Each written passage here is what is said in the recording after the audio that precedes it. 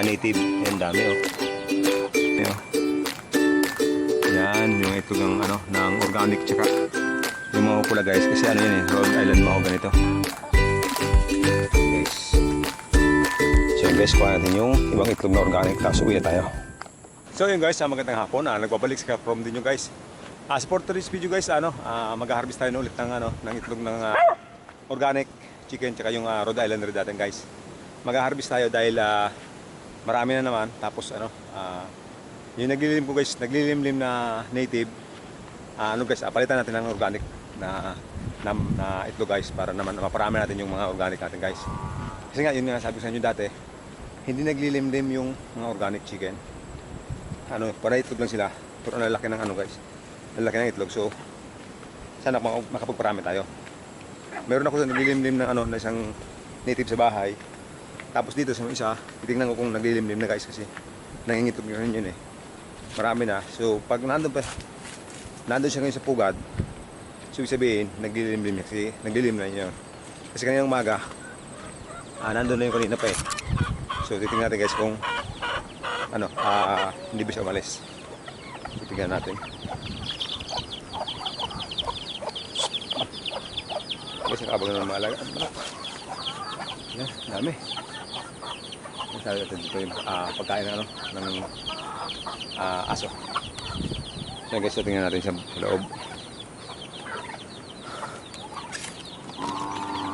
Wala pa guys, hindi pa naglilimlim. Kasi ayan oh. Ayan yung itlog ng native. Ayan, dami oh. Kaya lang guys, yung iba niyan, kinain nung dito oh. Nilagay ko dito sana para magkahiwalay kasi yung dalawang native ko na manok naghalo dito ng itlogan. So ang ginawa ko, naglagay ko dito ng isang sako pa. Nilagay ko ng 6 na piraso. Pagdating ko nung kahapon, wala na. Kinain ng aso. So kasi kakapasok guys yung aso dito ngayon. Inayos ko na yung butas dito sa kubo. Wala na guys na yung 6 na itlog pinira ng aso. So ayan. Ito yung maglilimlim ito guys. Sana dito palitan natin ito ng organic. So 13 guys eh. Ang dami niyan, 13. So ayan.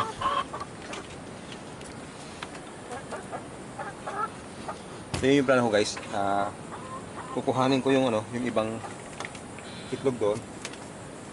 Papalit natin guys, magpapalit tayo ng itlog ng organic. So tingnan natin kung kasi guys kanina dami nasa 20 pieces may gitna to.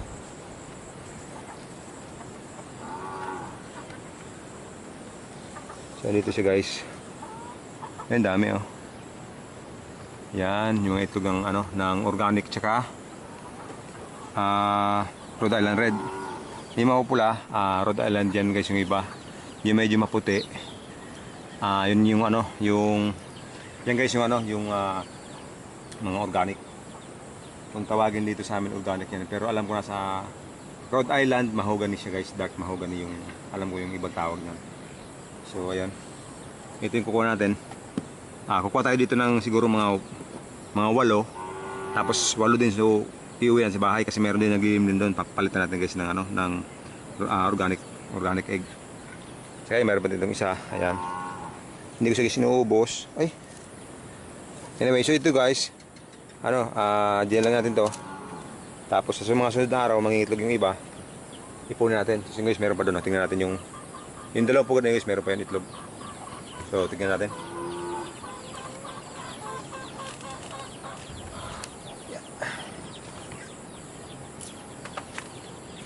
Ay, dalawa. Ayan guys, meron dalawa dito. Meron dalawa dito. So, ayan. Ayan guys, yung dalawa. Ayan. So, yun guys, paano ko nga ililipat ko yung iba. So, tara, kuha natin yung ibang itlog. Tapos ilagay natin doon sa sa yung naglilimlim doon. Tara. Ito guys, naglagay ko ng lalagyan. Kuha tayo ng mga 8 o 7. So ayan, kuha tayo ng mga ito. Yung mga pula guys, kasi yan eh, Rhode Island mahogany ito. Mga 8. Ayan.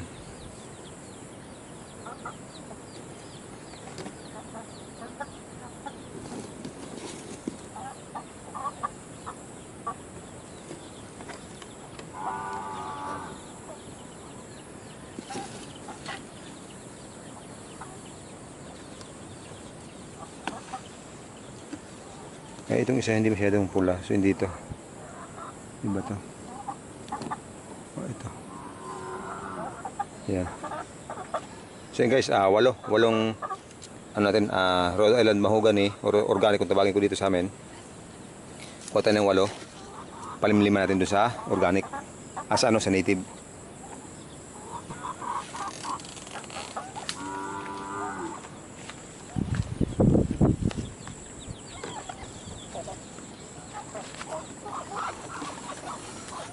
Ito siya guys, oh. Yan. Ang layo ng agwat nila guys, oh. Malaki talaga itong ng mga organic. Ito guys, kuha natin ito. Yan. Ito sa kabila. Dito, oh. Pero guys, ito iuwi natin sa bahay ito. Gamit ang ulam. Yung ulam natin yan. Native na manok.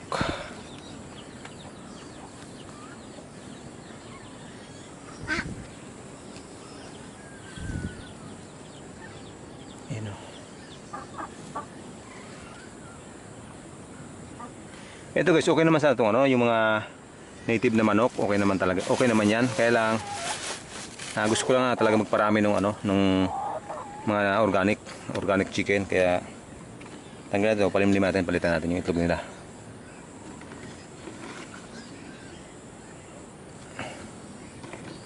Yan guys, so yun yung pinagkaiba ng ng organic saka yung native.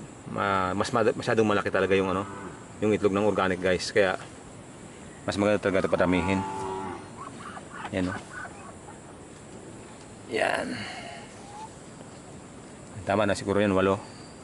Tapos ito guys, itong iba iuwi natin sa bahay. Yan, masarap ito ulamin. Yan. Ito sana guys, okay naman sana to kasi naka-crossbreed na to sa crossbreed to sa native na manok, tapos yung Rhode Island natin. Kaya lang, gusto natin ma-achieve is yung pure na Rhode Island Red, yung mga ganon. Kaya pwede na yan. Yun, ito siya yun guys, oh. 1, 2, 3, 6 13 pieces guys na native. Ayan, yun yung ating organic na 8. Ayan. Ito yung dati. Ayan guys, oh. So yun guys, yung ating mga alagang baboy. Yan. Medyo malaki na guys, oh. Yan. Nice one. Yan guys, pinakain ko na yan. Kataas ko lang din maglinis ng kulungan nila. Yan. Yan, medyo malaki na. Yan guys, mag 3 months na yan. Yan, dalawa. Medyo maliit lang itong dalawa to kasi doon sa dalawa na yun. Medyo malaki yun, eh. Kaya kasi yung mga natin, mga organic. Saka yan si Queen. Ayan guys, yung mga alagang manok. Yan. Ito naman guys yung mga mga pating natin na iba pa. Yung mga mag 2 months pa, 1 month and 3 weeks ata. Yung mag 2 months guys. Kaya medyo maliit pa. Yan guys, medyo maliit pa, pati yung guys, yun din yung mga organic natin. Tsaka yung baka, oh. Kanina pa yan guys, atungal lang atungal, sakit sa tenga. Yan guys, yung natin, yung crossbreed natin sa yan, sa Rhode Island Red, tsaka yung yung organic natin. Shhh, Rigo guys, ang ganda, oh. 1 month and 3 weeks old. Pwede na din,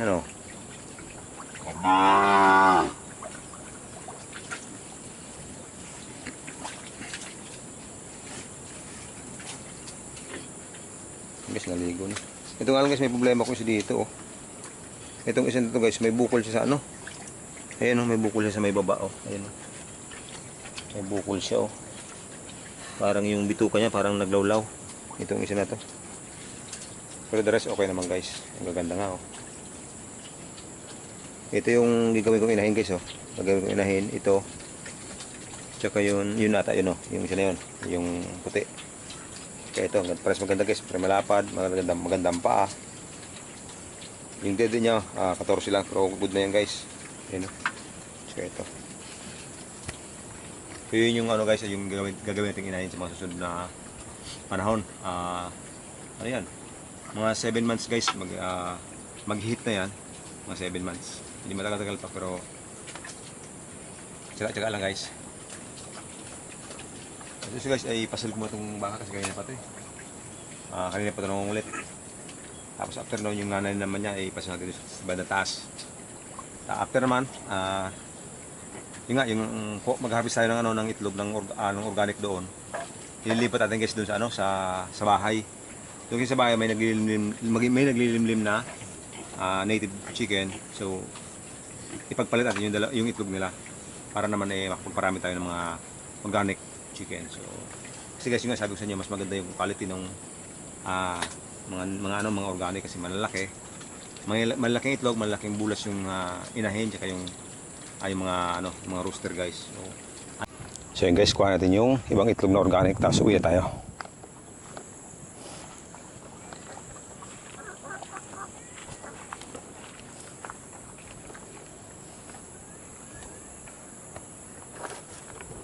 So ayan. So ayan guys. Kuha tayo ng organic chicken. Ayan. Siguro mga 8 din guys, 8. Ayan. 3. Yung medyo luma na para ayan.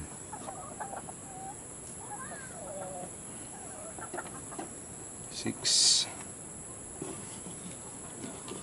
Yan, 8. So ito guys, 8 na yan. Kuha natin ng 8. Tapos yung itong isa guys, ilalim, kuha natin, palitin natin. Yan. Ito. Yan. Ito para makuha natin yung organic guys, para makuha natin. Yan. Kasi natin dito sa taas.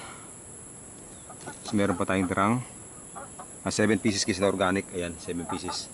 Tapos meron pa guys na dalawa doon. So meron pa tayong tirang 10 pieces na egg na organic.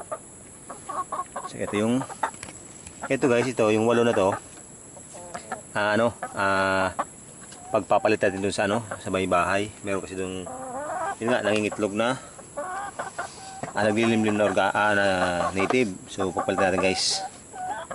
Yan, safe naman. So ayun, tara, uwi tayo.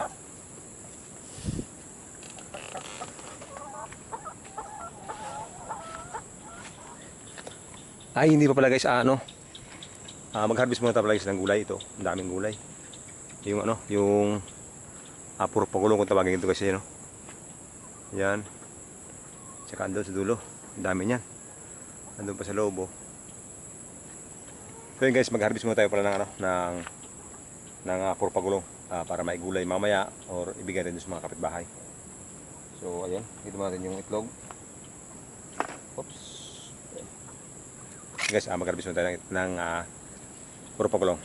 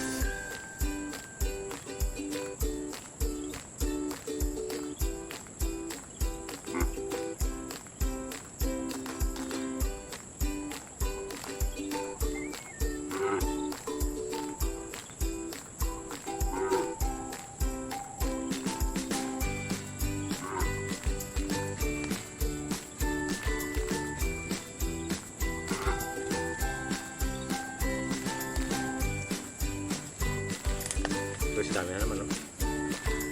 Ito guys, masarap sa gata. Pwede ding